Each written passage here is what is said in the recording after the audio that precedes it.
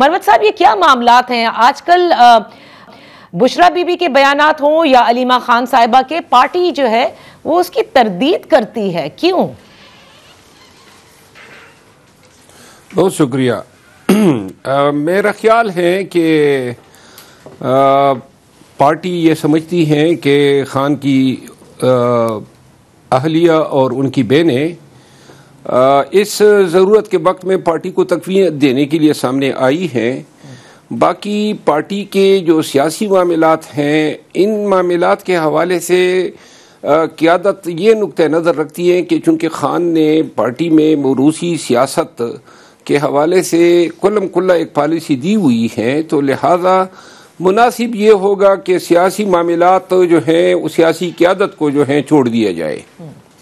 सही। देखिए, एक तो सियासी मामलात हैं और एक दूसरी जानिब एक वाज़ेह पैगाम बल्कि शिकवा और इल्ज़ाम बुशरा बीबी साहिबा की जानिब से कि उन्हें अकेला छोड़ा गया। तो ये तो पार्टी मामला नहीं हुआ, ये तो मतलब सियासी मामला नहीं हुआ, ये तो वो शिकवा कर रही है कि उन्हें अकेला छोड़ के चले गए। मेरा ख्याल है ये भी पार्टी का अंदरूनी मामला है और किसी ने उनको छोड़ा नहीं था। अली अमीन खान का बयान भी इस पे आ चुका। इससे कबल अजीम में बता चुका हूँ कि उमर अयूब खान, अली अमीन खान और केपी की सियासी क़यादत, वज़रा, ये सब उनके साथ हर लम्हा मौजूद थे। पेशावर से उनकी रवानगी से लेकर मानसेरा से बजरी हेलीकॉप्टर उनके पहुँचाने तक। बाकी जो उन्होंने गिला किया है उस वक़्त जब वर्कर्स गोलियों की गनगरज में जान बचाने के लिए कोनों कदरों में छुप रहे थे, तो उस वक़्त बीबी साहिबा ने अली अमीन खान को कहा था कि इनको रोके, इनको जाने न दे। शायद उनके बयान का ये हिस्सा जो है वो अख़ज़ किया जाना चाहिए कि उन लोगों का शिकवा कर रही हो। अच्छा, अब ये बताइए मरवत साहब, आपने बिल्कुल बजा फरमाया, इमरान खान साहब हमेशा मौरूसी सियासत के खिलाफ ही उन्होंने बात की है, लेकिन क्या वाज़े तौर पर उन्होंने पार्टी को ये इंस्ट्रक्शंस दी हैं कि उनकी अहलिया जो कहें सियासी मामलात में उस पर कान ना धरे, या अलीमा खान साहिबा उनकी बहन कहें तो उस पर भी कान ना धरे? पार्टी को वाज़े डायरेक्शन है और बारहा जारी हुए हैं कि सियासी मामलात सियासी क़यादत और खान के बीच होंगे, खान के आले खाना का इनसे कोई ताल्लुक नहीं होगा।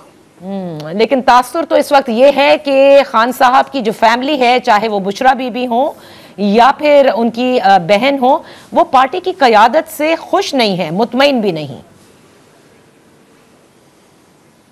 क़यादत अपने तईं जो कर सकती है कर रही है। बाकी जो है इससे ज़्यादा 2 साल से ये क़यादत को मार पड़ रही है, नुकसानात हो रहे हैं, इनके कारोबार बंद हैं, जेलों में FIRओं का सामना है। जो तकालीफ हो सकती थी वो पाकिस्तान की सियासी और पॉलिटिकल पार्टीज़ की तारीख़ में किसी पार्टी की क़यादत ने इतनी तकालीफ नहीं उठाई है। तो लिहाजा मेरा ख्याल है कि क़यादत जो है वो उसको जो है इल्ज़ाम देना या इस मौके पर जो है उसकी क्रेडिबिलिटी को शेकन करना पार्टी के मफाद में नहीं है। और पार्टी में ऑफ कोर्स इस पर ज़रूर बात भी हुई होगी, इस पे वो खुश तो नहीं होंगे कि इमरान खान साहिबा की अहलिया भी इस तरह की बात करें और बहन भी। मेरा ख्याल है कि इस तरह के बयानात से क़यादत भी खुश नहीं है और पार्टी भी इस्तिराब का शिकार है और ऐसे बयानात नहीं आने चाहिए। सही। शेरज़ुल मरवत साहब, अब ज़रा सिविल नाफरमानी के हवाले से आते हैं, जो मैंने आपसे जिक्र किया। पहले तो हमने अहले खाना का जिक्र किया, लेकिन अभी इस सिविल नाफरमानी की कॉल के हवाले से भी पार्टी के मुख्तलिफ बयानात आ रहे हैं। चंद रहनुमा हैं, वो ये कहते हैं लीडर ने ऐलान कर दिया सिर्फ मोडालिटीज़ पे मशावरत होगी, जबकि अली अमीन ये कहते हैं कि अभी इस पर फाइनल फैसला हुआ नहीं इस सिविल नाफरमानी का। तो ये भी एक कंफ्यूजन ही है।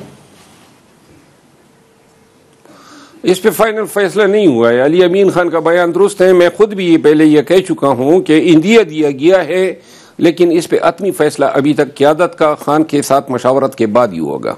आप समझते हैं कि इस किस्म की कॉल पार्टी के हक में होगी? पार्टी अब इतना नुकसान उठा चुकी है कि हमारे पले कुछ छोड़ा ही नहीं है, और कौन सा नुकसान होगा जो पोटेंशियली हम उठा सकते हैं। तो लिहाजा हमें तो दीवार से ही नहीं लगा दिया, दीवार में चुन दिया गया है। तो लिहाजा ये अब हमारे पास लूज करने के लिए कुछ राह ही नहीं है। आप कहते हैं लूज करने के लिए कुछ राय नहीं है, और अताउल्लाह तारड़ साहब ने इस सिविल नाफरमानी कॉल के ऊपर आज भी बयान दिया। वो कहता है कि आप लोग जो करना चाहें कर लें, आपकी दाल नहीं गलेगी।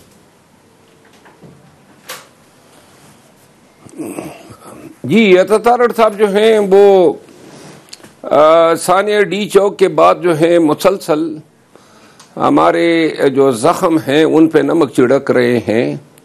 और मुझे ज़ाती तौर पे इतनी तवक्को नहीं थी कि पाकिस्तान मुस्लिम लीग नून की क़ियादत जो है इतनी सफाक होगी कि लाशों पे भी इस तरह की सियासत करेगी, हमारा मजाक उड़ाएगी। और अब भी इनको नज़र आ रहा है, और ये आज हमारे साथ हो रहा है। इन सियासी कुव्वतों को, बिलखसूस पीपल पार्टी को ये सोचना चाहिए कि ये जो इन्होंने सरकारी इदारों को, एजेंसियों को और पुलिस को जितना दखील होने की इजाज़त दे दी है, क्या ये कोई इनको भी इम्कान नज़र आ रहा है कि ये वापस अपनी जगह पे जा सकेंगे?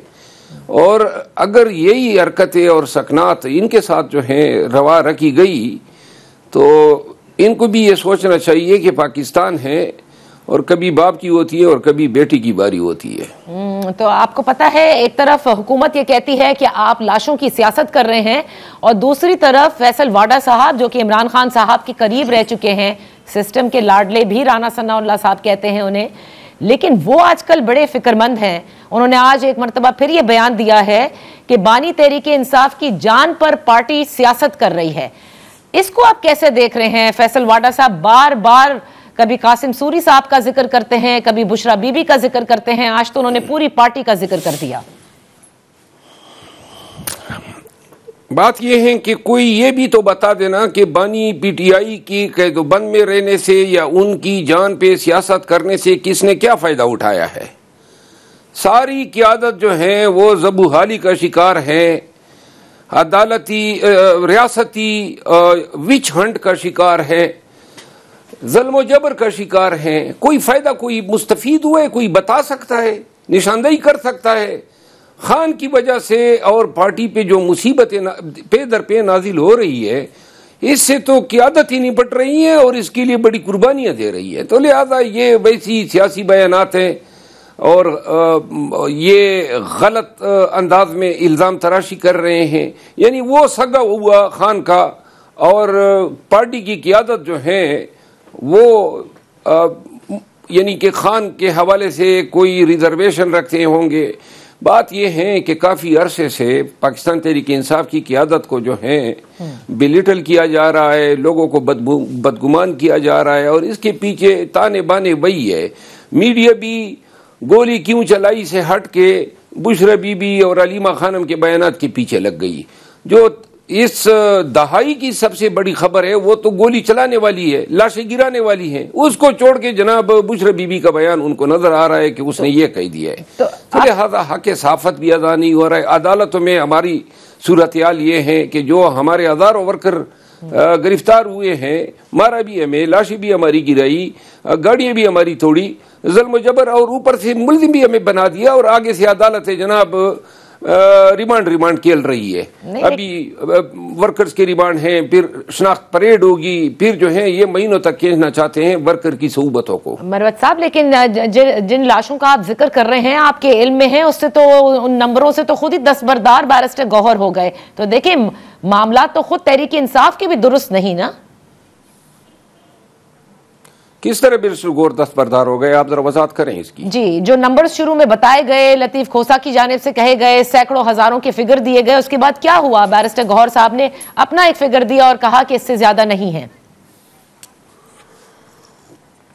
वो हमारे चेयरमैन है, उसके बयान को आत्मी समझा जाए। और उसके बाद भी देखिए ये कंफ्यूजन क्यों पैदा हुई? कंफ्यूजन ये थी कि जो भी पीटीआई का लीडर या रहनुमा मुझ समेत मीडिया के सामने बैठा है उससे तादाद पूछी गई है। अब ना इस हवाले से कोई कमेटी बनी है कि कोऑर्डिनेशन होती, ना पार्टी की जो सेंट्रल इंफॉर्मेशन सेक्रेटरी है उन्होंने कोई इस इशू पे कोई आत्मी बयान दिया था। तीसरी बात यह है कि 16-17 घंटे तक तो पता ही नहीं चल रहा था कि हुआ क्या है। अंधेरा था, रात थी, बिजली कटी गई थी, टेलीफोन नेट सब कुछ बंद था। तो कितने मरे, कितने लोग आए थे, तो लिहाजा इसके बाद इनफरादी सतह पे लोगों को मालूमात होती गई, मुख्तलिफ औकात में मुख्तलिफ। कुछ लोगों की जान जो है वो कुछ टाइम के बाद निकली, और कुछ लोग जो है अभी तक गुमशुदा हैं। एक की लाश मेरे हल्के से बरामद हुई है। तो लिहाजा इस पे यानी यकसा नंबर बताना मुमकिन नहीं था। लेकिन वो इतने ज्यादा भी बढ़ा के बताना दुरुस्त नहीं था ना। फिर मरवत साहब अब आते हैं इस मामले पर जो इस वक्त मौलाना फजलुर रहमान साहब ने भी चैलेंज किया है, एक तरह से डेडलॉक का शिकार है हुकूमत और मौलाना साहब के दरमियान। वो कहते हैं कि जिस तरह से मदारस की रजिस्ट्रेशन का कानून था, वादे करने के बावजूद उसे एक्ट नहीं बनाया गया, और उन्होंने एक मुमकिना एहतजाज का इंदिया भी दिया है। क्या तहरीक इंसाफ इस इशू पर मौलाना साहब के साथ है या सोच रही है? इस पे कोई तनाज़ा ही नहीं है।